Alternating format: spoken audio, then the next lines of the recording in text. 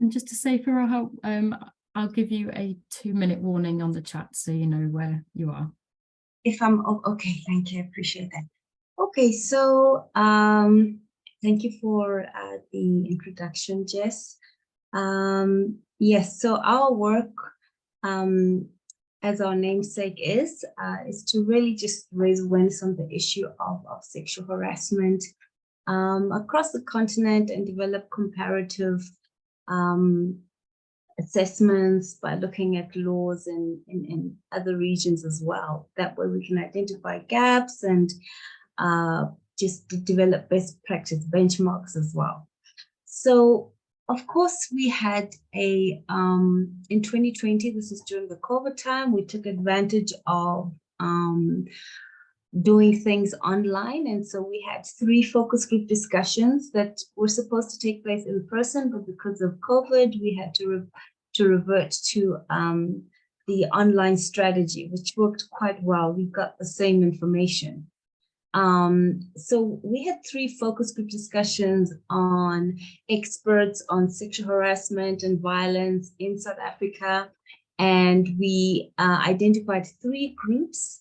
And the first was lawyers, the second was workers, and the third was media.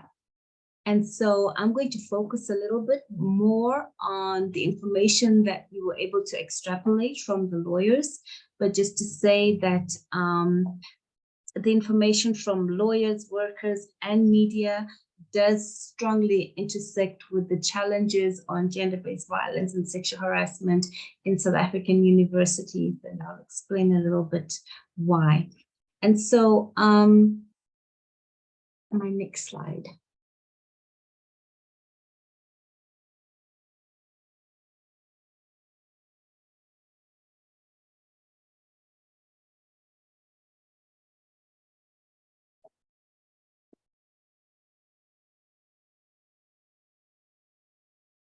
So under the lawyers focus group discussion, we had 3 issues that really came out quite strongly. The first was the vicarious liability that we discussed in detail with one of the presenters. And one of the pointers was Section 60 of the Employment Act, the Equity Act, which provides for statutory vicarious liability of the employer. And then,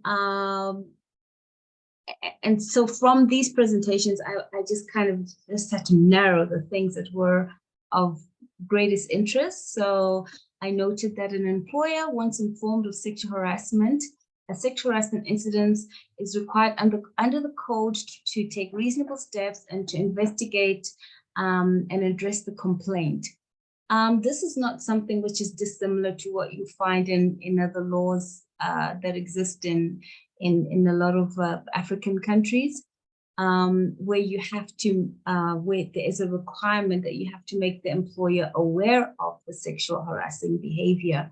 And I remember we raised this issue of the, the additional burden that was placed on a survivor to report, and how this was almost like an escape route for an employer to just then raise the issue of saying that, well, I was not informed, or it was not expressed to me adequately that there was this case of sexual harassment ongoing. And there are even some policies in universities. There's one policy that we studied where they actually stipulate in that policy that the survivor should have made it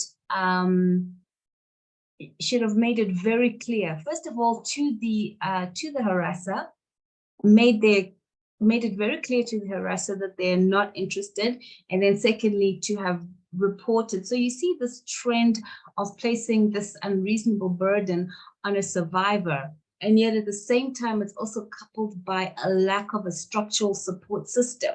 We think that if you are going to expect a survivor or potential complainant to take these measures of reporting, we think that there should be an additional burden for ensuring that there are structural systems in place that support the reporting process, and that if there are not, there should be penalties that are coupled with that. And this is also what I believe is a problem within the university context as well. Another issue that was raised was sexual harassment outside work.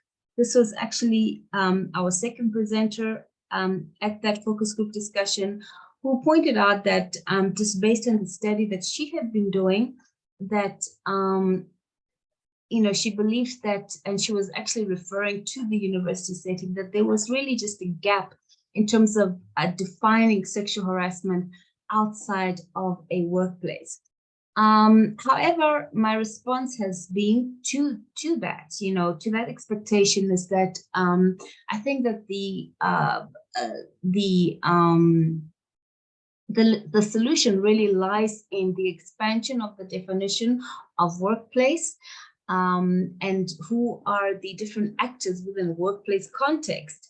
So the power dynamics, for example, an example that I gave is that the power dynamics of, let's just say a professor who sexually assaults a student off campus, those same power dynamics exist within that institution. So, the fact that it didn't happen specifically within the university does not take away the liability and the responsibility of such an institution to intervene and really kind of take responsibility for the actions of an employer, just because it took place outside of a very sort of specific workplace setting. Yes, so then there are questions of who is an employer, who is an employee. Of course, in the university setting, you're also looking at who is a student. And there are different categories of students. You've got different categories, and those also need to be really, really clearly articulated when you are wanting to have a holistic approach to protecting all persons around a university. So the next presenter that we had talked about challenges in the disciplinary system and sexual offenses that occur on campus.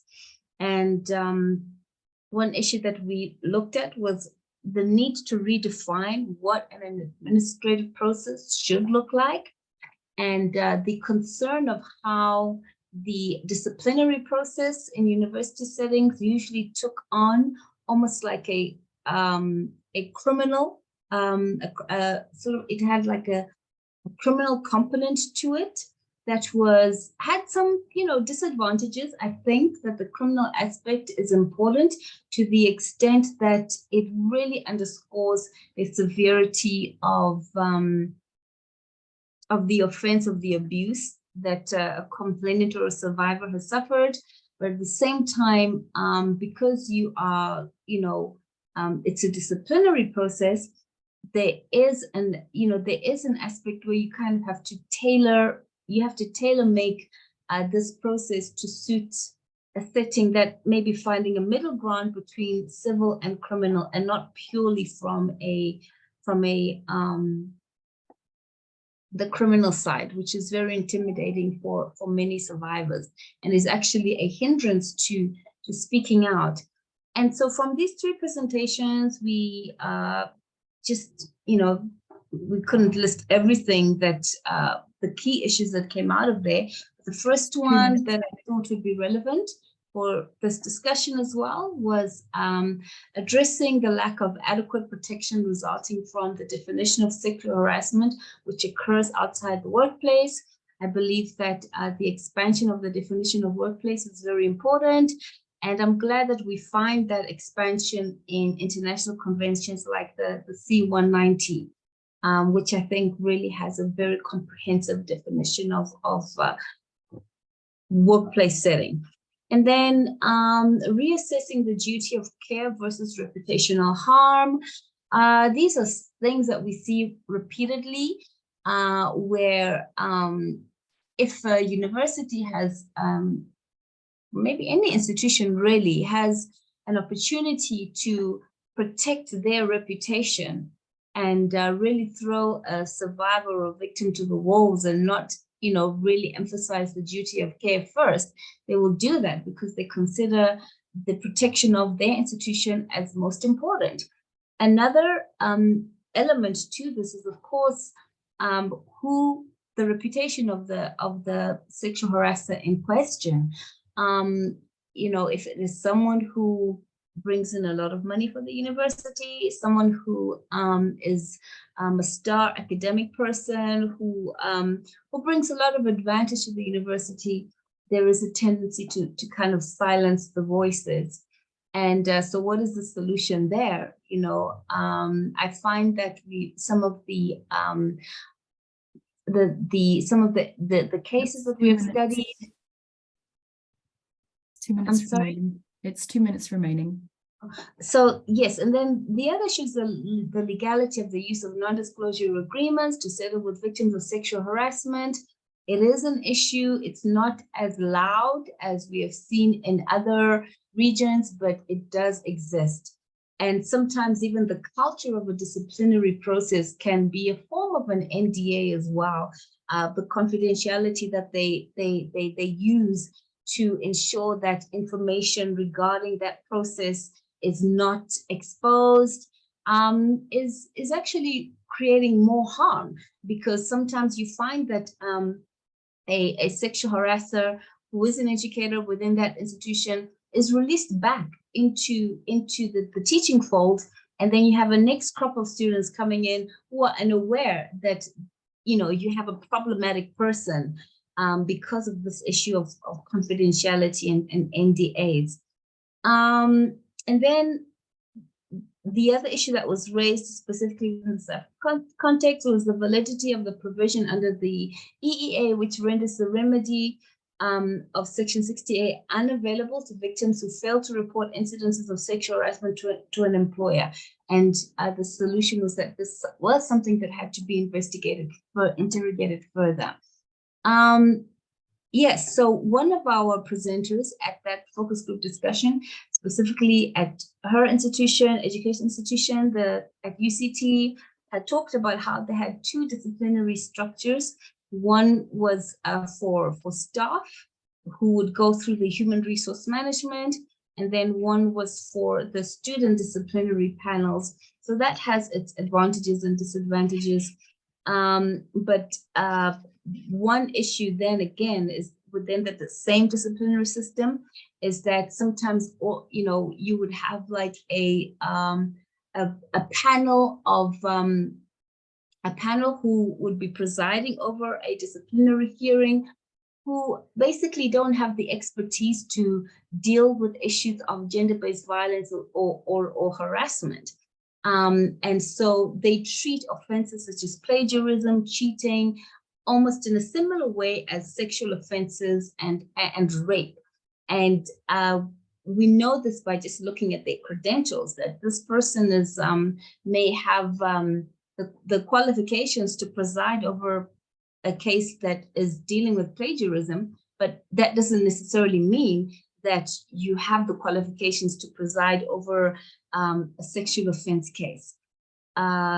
So then, yes, so that goes back to the panel composition, a problematic area, lack of training and expertise in the area of GBV, and one other disadvantage being that the respondent's right to legal representation, especially if there was the potential of an expulsion, that this is something that a respondent would likely be privileged to have, unlike the complainant.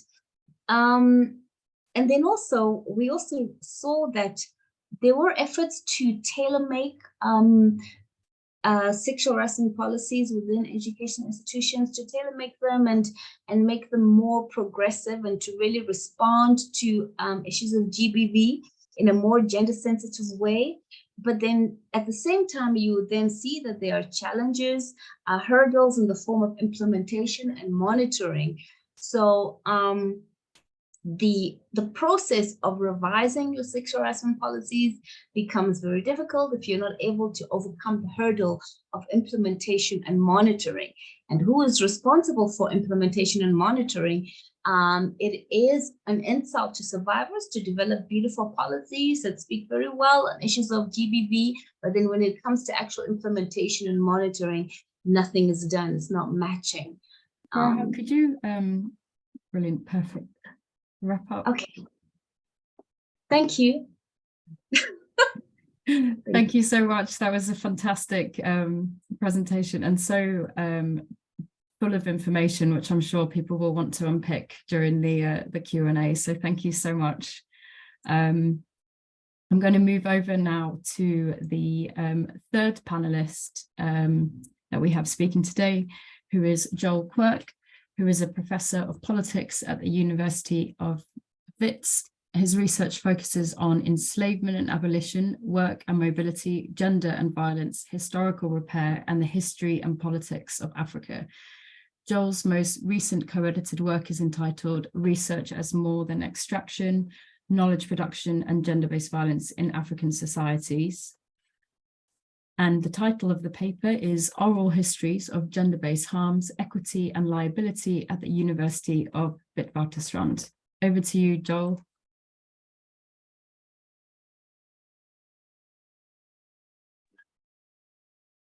Hello everyone, can you hear me okay?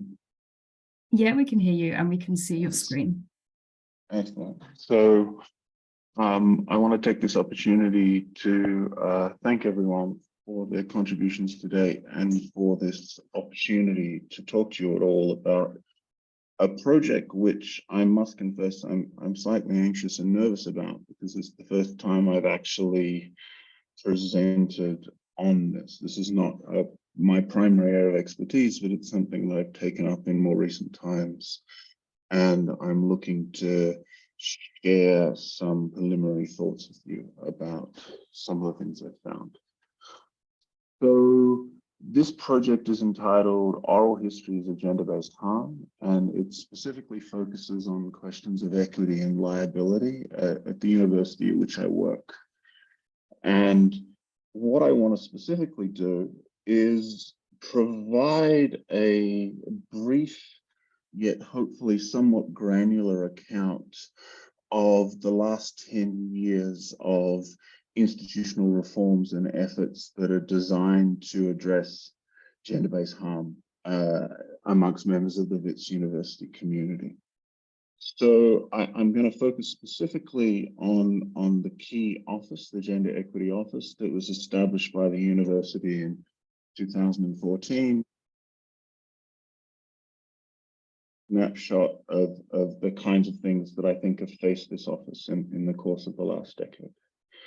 So in terms of the backstory, I'm a white foreign male professor within post-apartheid South Africa, and here we have to recognize that the post isn't especially post a lot of the time, and Wits as a university shouldn't be regarded as representative of higher education in South Africa more generally. It's an historically white university positioned in the heart of Johannesburg, and it has forms of kind of wealth and positionality and status that differentiate it from many of its other peers in South Africa.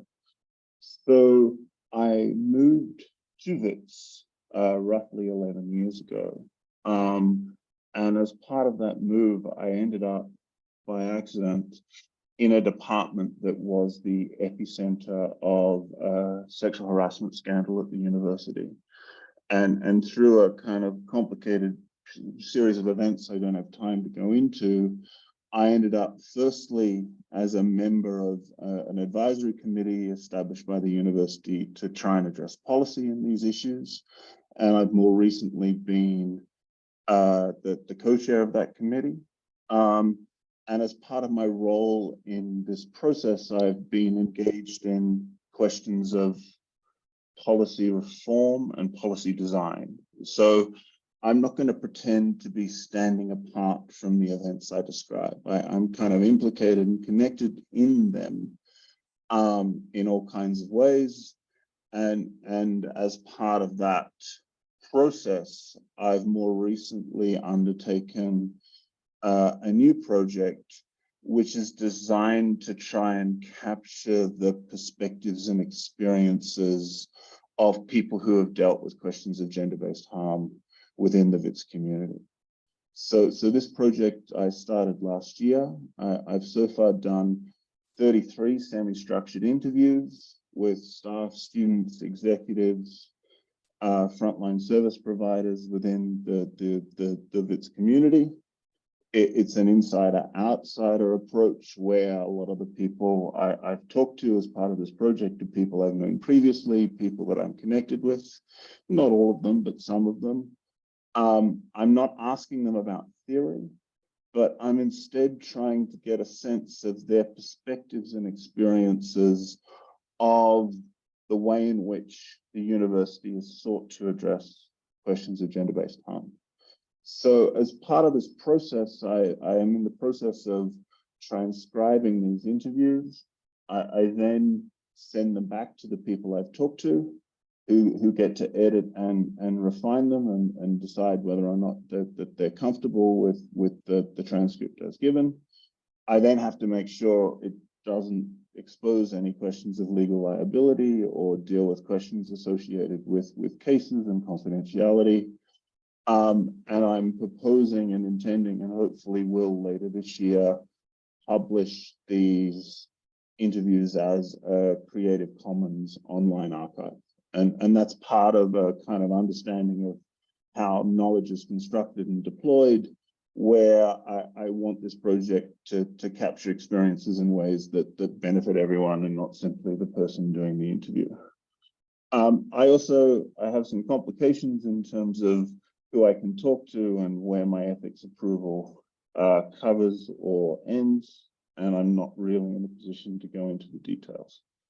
So in terms of what I want to cover, this is an extremely brief and superficial dive. I have more content than I can realistically handle in 10 minutes, so I'm hoping to simply cover the top lines. And the top lines start in late 2012 with a report in a student newsletter, which made reference to a professor asking a student for sex. And one of the key kind of elements of the conversation at this time was there was a great deal of uncertainty as to which professor was the subject of the article. And one of the distressing things about this was that there was no shortage of potential credible candidates. Eventually, over the course of a 6-month period, and following a front page expose in the Sunday Times, 4 members of staff were eventually subject to disciplinary proceedings. And the framework that was used here is the idea of WITS sex pests. Now, there's problems with the sex pest framing. It kind of is a diminutive. It kind of implies kind of a kid being a pest and has the kind of danger of trivializing and kind of reducing kind of the seriousness of the allegations.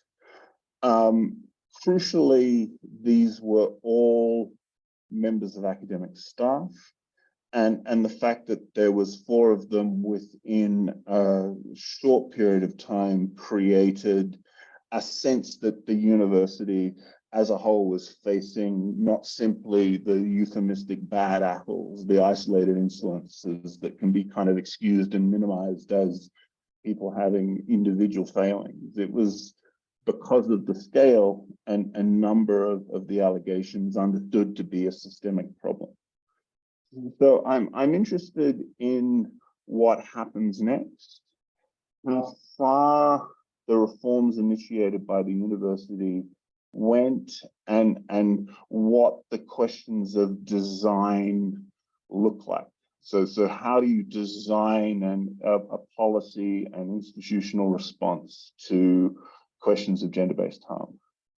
Now, the framing of gender-based harm, to my mind at least, is hopefully able to capture more than spectacular violations of bodily integrity, which seem to be the kind of standard of sexual violation and gender-based violence that everyone in South Africa theoretically agrees they are against, but in practice very comfortably and easily pushed to the side as being something over there. But it's the larger questions of harm and hierarchy and the abuse of power that at a university such as this, I think are crucial yet uncomfortable conversations to have. So in terms of how, sorry? 3 minutes. Oh, okay, I'm in trouble then.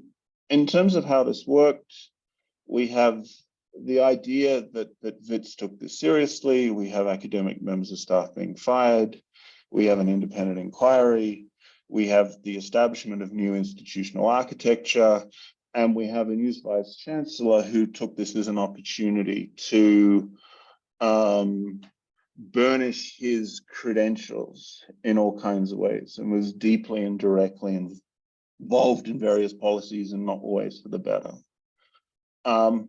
We have new policies, and given the timelines, I'd like to say more about this, but I think I will probably have to skip. We have the establishment of the Gender Equity Office. It's designed to have its functions and budget removed from the Transformations Office, separately located in the Vice Chancellor, which was designed to resolve a problem associated with reporting lines being compromised by academic hierarchies. You instead create a reporting line that is entirely separate, at least theoretically. The office, in terms of its mandate, is designed to kind of transform society, deal with the legacies of apartheid, deal with questions associated with gender and sexual discrimination. And yet it's historically had kind of 3.5 people, and then more recently has kind of a few more, but there's a mismatch between its capacities in terms of the people working on its mandate and the mandate itself. And as a consequence, it's historically been reduced to a situation where cases, disciplinary cases, counseling of people who've experienced harm become its core business. And there's invariably, as part of this, a tension between activism, the capacity of the office to transform the university, liability, what the legal office says can happen, and public relations, where having an office such as this one invariably creates a situation where, in addition to having a mandate to try and address gender harm, having an office is designed as a public relations ploy, which you can point to in order to placate critics or create the appearance of taking something seriously, despite the fact that in terms of resources and capacities, there's a mismatch between what you say the office does and what it can actually manage. I have a timeline. I'm just going to have to skip. And I'll just maybe summarize, given that time is short, a few points that I think have emerged from the interviews. To be clear, I'm not going to quote from any of the interviews, but there are some themes that emerged that I think are worthwhile highlighting.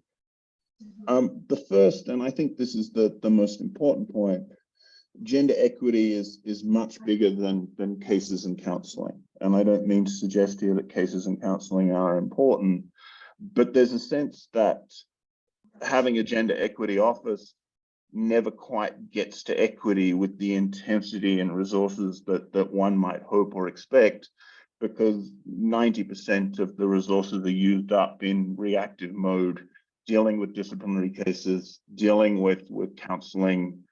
So there's a mismatch there.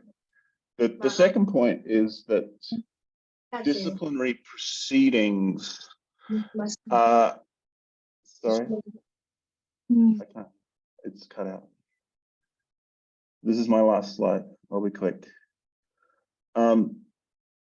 Wit's disciplinary procedures are handling cases which might otherwise go through criminal justice mechanisms due to justified suspicion of the South African Police Service and prosecution. Cases involving academic staff, rock star professors, have tested institutional systems to a much greater extent. And despite some notable cases where professors have been fired by the university, there remains a huge reluctance to say who they are and what they were fired for. And this includes a case that recently went through the South African CCMA, took hundreds of thousands of hours of time, and is a landmark case of gender bullying and harassment, where a professor was fired by the university and that decision was upheld, yet the university, from its public relations and public statements, has said nothing about. So there's large numbers of cases where allegations and disciplinary proceedings remain undigested and festering within different corners of the university. Having a specialized office enables the university to both delegate and deflect collective responsibility by passing all responsibility to this small unit. And then finally, and I guess this is obvious already, all of this activity can only realistically capture a small corner of the larger set of issues associated with gender-based harm at a university such as this.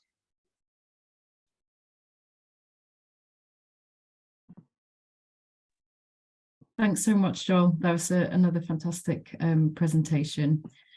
I think what we're going to do is hand over to the other Jess on the call to conduct a Q&A. And just to say as well, there's been some comments in the chat about the recording. We will speak to Gorata about capturing her presentation as well, so that it can be shared in some way. So I think I will hand over now to Jess Bricky to conduct the Q&A.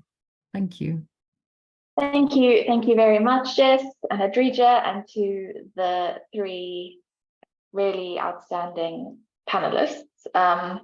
When Hadrija asked me to kind of help co-chair this event today, I gave her a forewarning that this is not at all my expertise.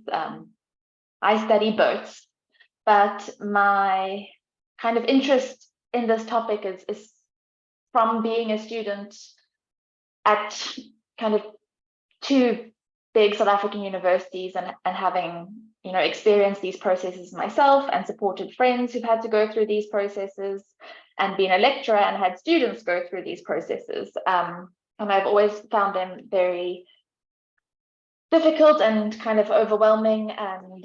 And so what I'm going to do today is take advantage of this panel to kind of ask a question that's been plaguing me. And just to also quickly say that, please, those who have questions, just to put them in the chat box, and I will kind of get to them afterwards. So my question to the whole panel is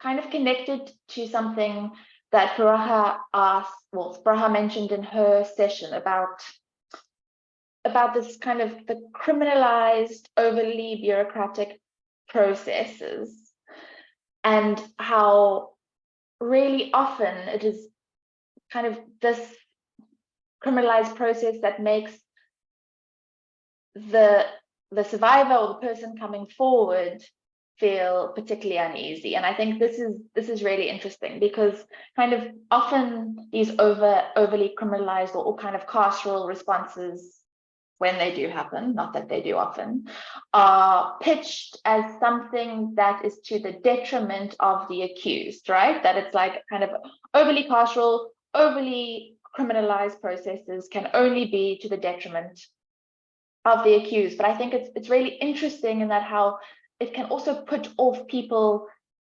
coming forward, or kind of people naming their perpetrators. And so again, going back to what Joel just said about design, like the policy design of a desired outcome I think is really interesting. And I'm interested in how universities kind of come to this idea of what a desired outcome is in these processes. And kind of going back to the very beginning to Gorata is, you know, we saw these incredibly moving images in your presentation, and I saw myself in one of them, which was kind of weird, lying on the Wits floor in my really ugly beige bra. But I think it's, you know, moments like that where students are coming together, calling for something, demanding something, wanting justice, but not always, and I say not always because I know that very often they do know exactly what they want, but not always knowing what the desired outcome is.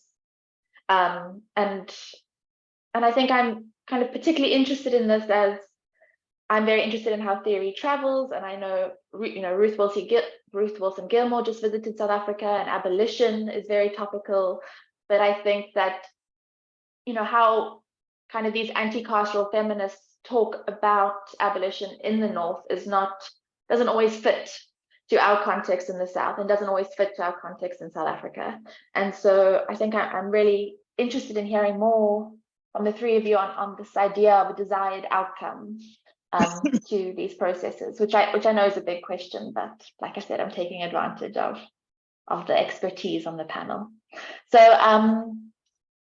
Gorata, are you kind of okay to go first? I'd also just like to say, I know often in these panels, it's not a lot of time is given to kind of speak to each other. And I did see in the chat that there was, you know, a lot of overlap. So if you'd like to kind of speak to each other as panelists, that's also great. Okay, so I would say when it comes to desired outcomes, and I'm assuming that you're referring to a disciplinary process. When it comes to a desired outcome, you have to look at it from two perspectives. In fact, there are two perspectives. Actually, there are three, but sometimes the perspective of in an educational institution, and sometimes a very influential multinational organization, there should be three perspectives, but the two get merged and confused, you know? So the perspective and the expectations of the accused, the perspective and expectation of the institution can become blurred, you know, because both of them may have a tendency to want to protect the institution. And that is where a victim or complainant often finds themselves very sort of at a disadvantage. In educational institutions, there is also, you know, when you kind of blend in the criminal overtones of a disciplinary process, you may find that the burden of proof that is applied may not work in favor of a complainant. Not that necessarily that it should, but then it's also about fairness, because if you are applying, for example, a burden of proof that that includes that where you're using the standard of proof beyond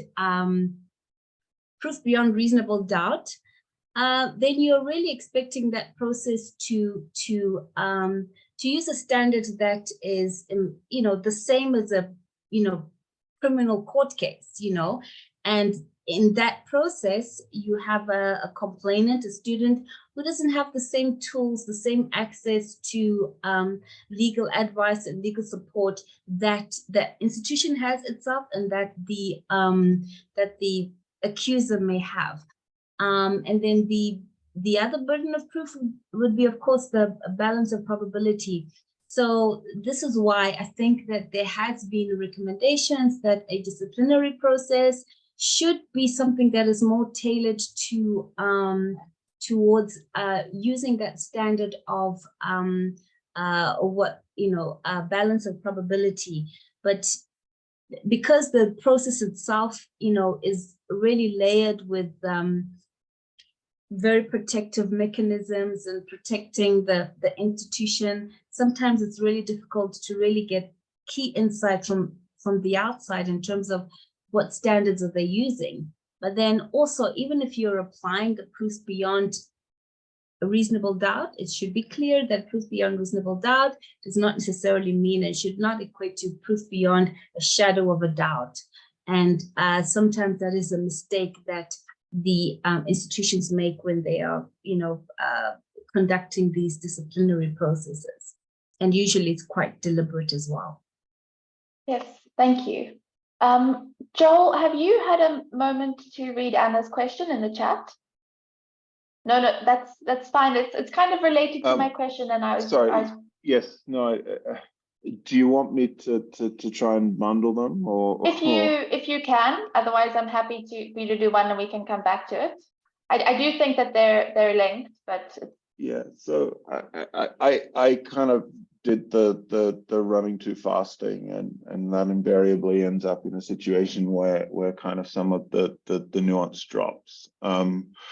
In terms of the kind of overlap between internal disciplinary proceedings and criminal proceedings, there's obviously things you can do through an internal proceeding that you can't do through criminal proceeding. You can kind of move people to different residences. You can engage in a kind of no communication or contact order. There's kind of remedial measures that can be implemented immediately on a kind of like now timeline, rather than the types of laborious extended processes associated with criminal justices.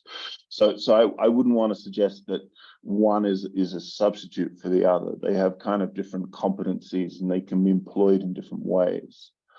At the same time, I also think that your conception of desired outcomes is tied to a set of expectations about what is realistically likely to occur.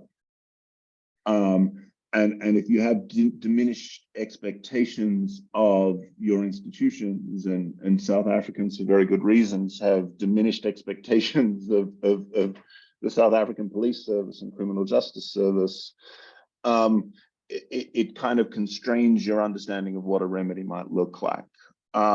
So I do think that there's a critique that can and should be made of kind of, punitive carceral solutions, but people aren't selecting their desired remedies in a context where all the options are realistically on the table. And as a consequence of that, you can end up where, what do you really want? Well, I would really like to just be left alone.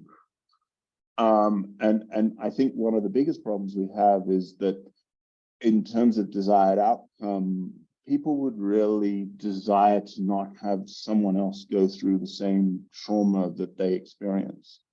And we have huge problems in South Africa due to these considerations around liability, where members of academic staff get fired for gross misconduct and gender bullying and harassment, and they go and get other jobs. And students get fired for similarly egregious conduct, and they go and re-register at universities just down the road. And because these proceedings remain confidential, and there's no record that is easily discoverable and circulatable, there's a very high chance that you're kind of setting up a situation where people will kind of re-offend in another context.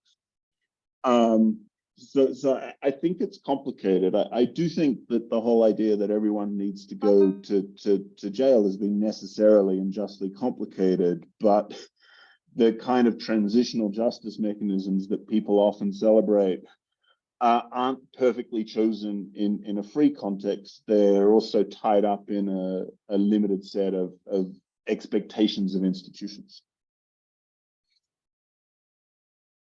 Thank you, Joel. Yeah, really interesting. Oh, sorry. I was just saying thank you. I'll post, if it's not too much self-advertising, I'll post a link to the project that Erin and I have just been working on, in case, because I think there's quite a lot of similarity. Thank you. Gorata? Just, can you just rephrase your question, or just repeat? No, that's fine. I think when I'm thinking about desired outcomes, but when I'm thinking about your presentation, I think kind of there's two things that come to mind. One is I've always been so interested in the RU reference list, particularly in why roads, like why it happened at roads, and I find that incredibly interesting. Whereas, you know, this is like Joel has explained, and in my experience at UCT, it's not an issue that I think is specific to any one institution in South Africa, but really, university currently known as Rhodes was the space where it kind of exploded, and where, you know, students and feminists really pushed this issue. And I'm interested to hear your thoughts around that. And then I think kind of when I am thinking about desired outcomes in the context of the RU reference list, is as students and activists and protesters, you know, was there any clear insight into what it was that they were, you know, demanding, more than just this overwhelming desire to feel safe, which I think is always, you know, difficult to articulate in policy, which of course is the desired outcome. So I think that is kind of broadly my questions to you, if you're able to respond. Cool. So in terms of like why roads, I think that at the time there was a lot of mobilizations, which meant that our protest got a lot of attention. So I think it's partly about how we organized, and the fact that we had, in collaboration with other students at UCT and Stellenbosch, we'd planned this campaign under the banner Chapter 212. So there had already been, before like the explosion of RE reference list, there was this coordinated campaign to stand up against like university administrations on this issue. And then when the list of names went viral, I think that part of what caused the response was the way the university had responded to the Chapter 212 campaign, which was that it was like a poster campaign where we had all of these posters that talked about rape culture being institutional and Rhodes University hiring perpetrators, them being student leaders, that sort of thing. So those posters were taken down twice. And I think that even though it was like a physical display, like outside the library, Rhodes is and was at that time a very digitally connected campus. So there's this kind of like, and these events were publicized. So when the university responds by taking down the posters, everyone is observing it digitally, which I think caused a lot of anger. And then, you know, coming off of the Fees Must Fall protests, maybe 7-8 months before, there was also an understanding that when there's a problem, we're going to protest. So how RU reference list happened, according to my memory and like my readings and stuff, was that in the same vein as Fees Must Fall protests, there was like a student body meeting called, and that's how people ended up gathering. And you know, it's very much a fallist protest in that when Fees Must Fall happened and there was the campus shutdowns, that became how we organized. So I think like those are the things that made it such a big attention grabbing kind of protest, or at least some of the things. And I think that also like our digital activism has been a significant part of this story, because we've kept the narrative of the story alive through continuous mobilization, broadcasting different movements. And anytime something happened, for instance, most of the times Yolanda Janti had a court hearing, we would mobilize and make sure that people on Twitter knew about it. So, and in that way, we also got connected to media, and that's how the story grew and was sustained. And in terms of demands, yeah, it's a big can of worms, and in terms of like anticipated and desired outcomes.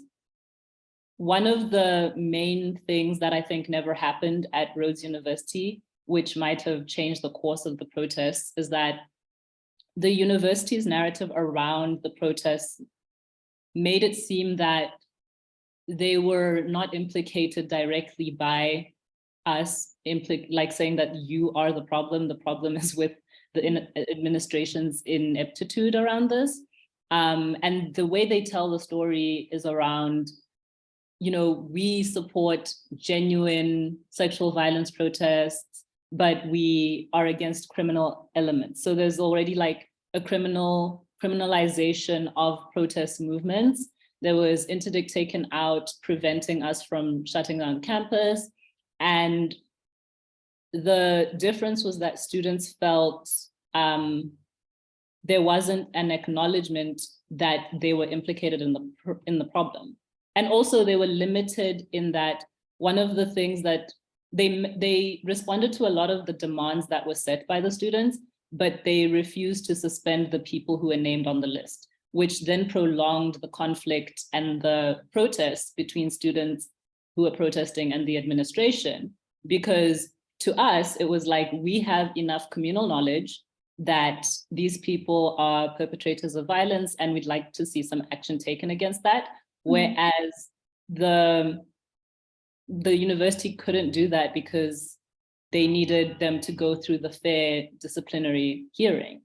So I think in terms of what the protest says to me about outcomes is that the disciplinary hearing is a contested way to deal with this, because what students wanted was something that the university, I don't think, could have given us in terms of belief. Like, you know, there's that, you know, mantra like believe survivors. And for us to be believed would have been to have action taken against these people on this list without having to go through hoops to prove it. So there's questions to be asked about what the university can do, given that they have other interests to protect, right?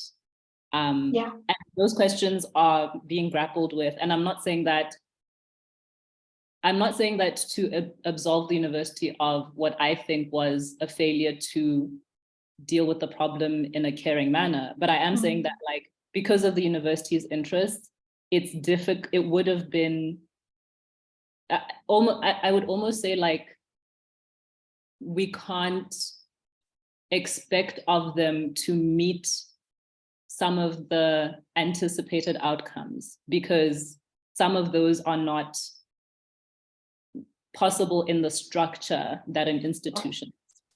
And I think that just goes back to what Joel is saying as well. It's like we can talk about desired outcomes theoretically, but of course those are always going to be impacted by the actual capacity that, you know, the capacity of the institution to deliver a various set of outcomes. And I think there's a really good question here by I think it's Werimu, and I hope I'm saying it correctly, but I think that this question is particularly interesting because I was thinking about it as well. I'll read the question out now. Kind of throughout all three talks, you know, Furaha just kind of opened up with these sessions done between three different groups, right? There's lawyers, students, workers.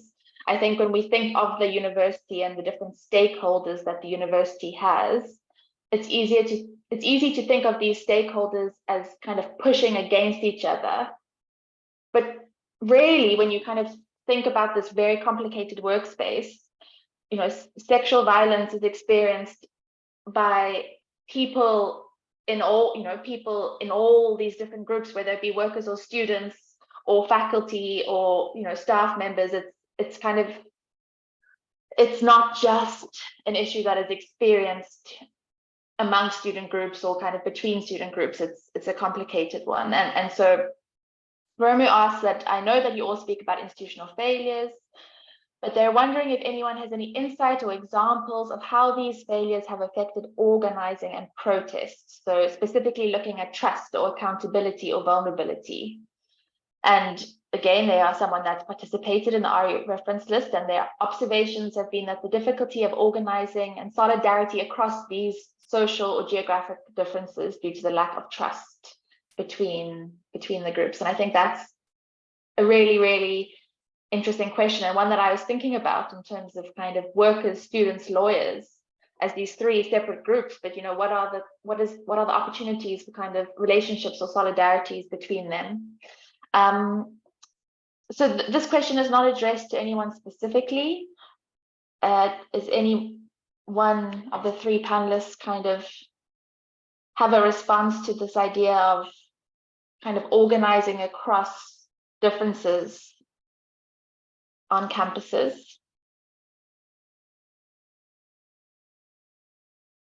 I'd like to take a stab at it, especially because it's about RU reference list. I think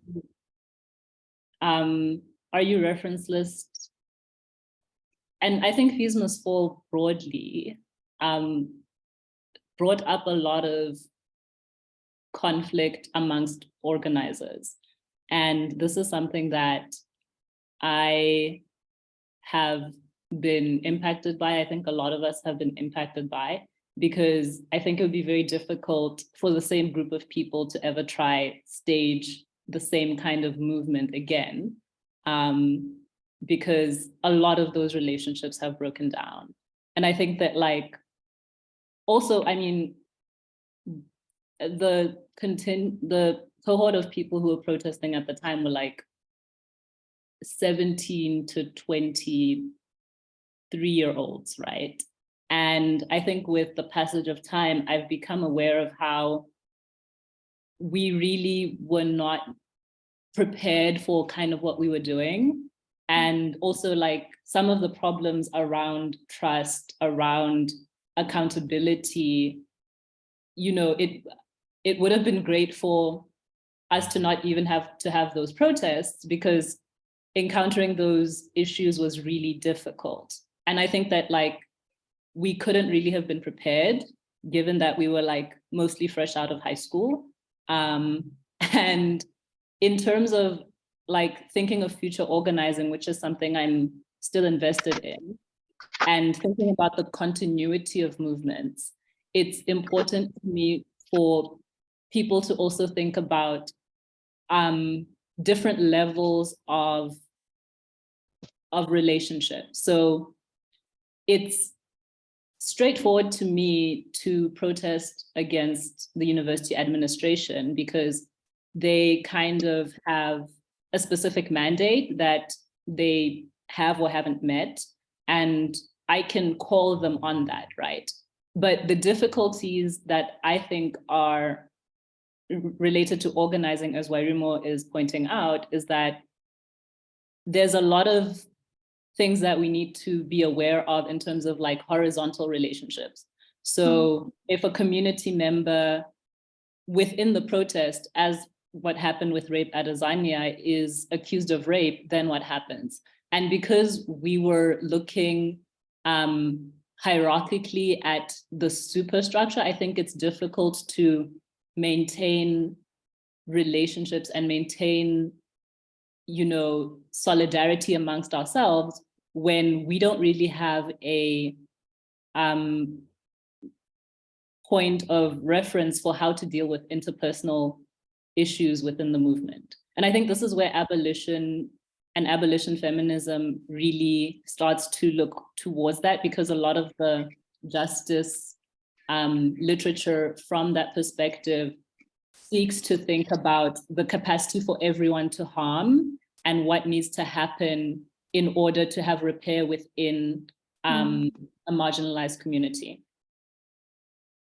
No, I mean, it's a brilliant answer, and it made me think back to how, you know, Joel opened up his paper with kind of acknowledging the tensions and the complicities and kind of his subject position too. And I mean, I remember during, you know, Fees Must Fall, we were just so desperate for any kind of staff solidarity. And now I'm in at a London university, and staff members are on strike, and staff members are just so desperate for any kind of student solidarity.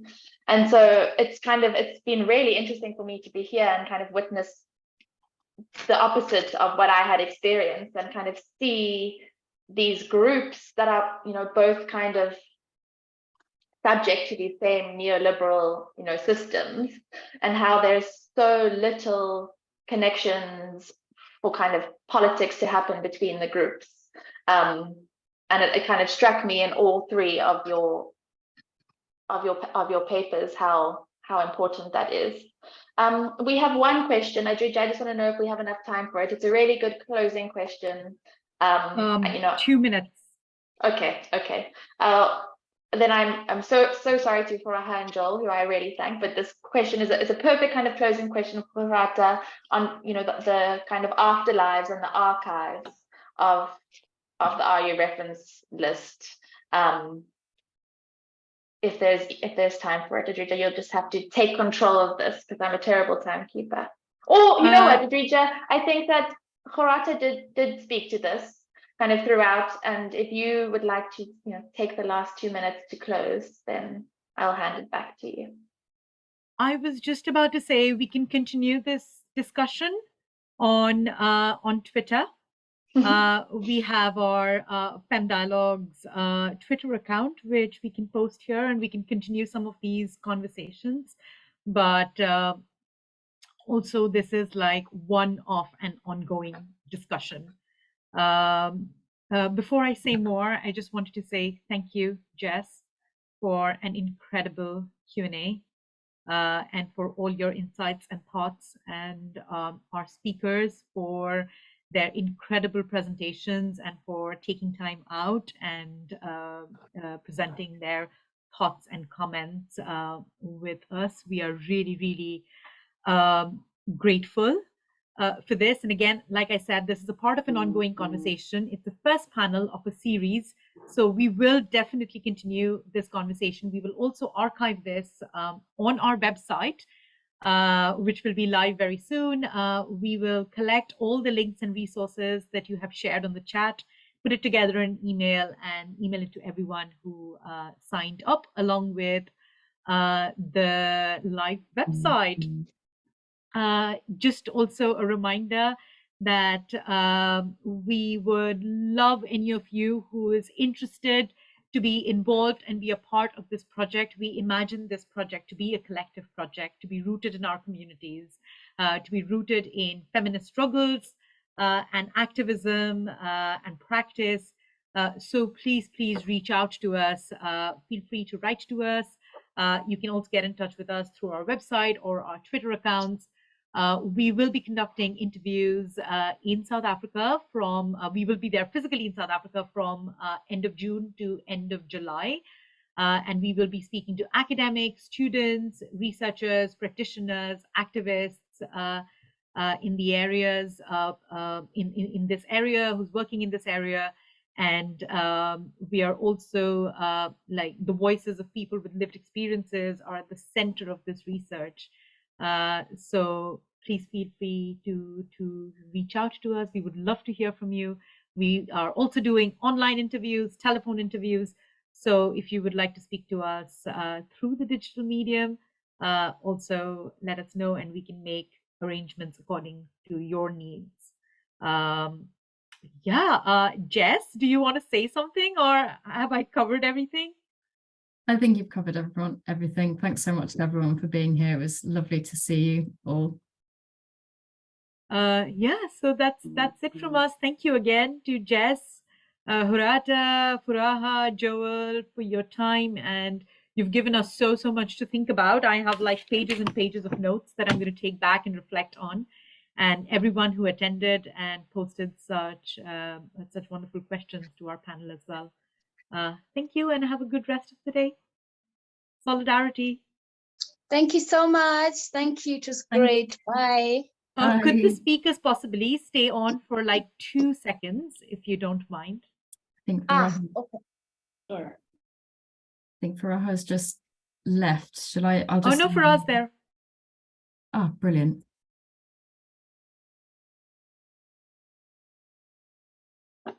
they're just waiting for everyone to leave, and then.